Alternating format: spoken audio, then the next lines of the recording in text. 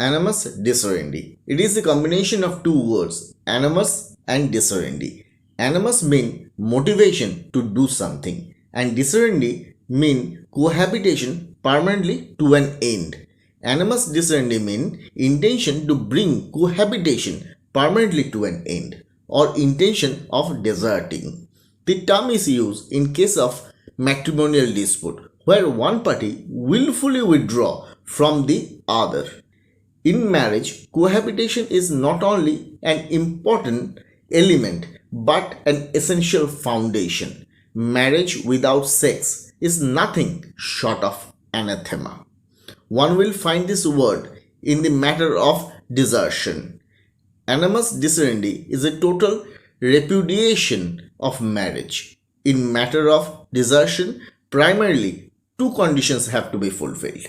One, factum of separation, and two, intention to bring cohabitation permanently to an end.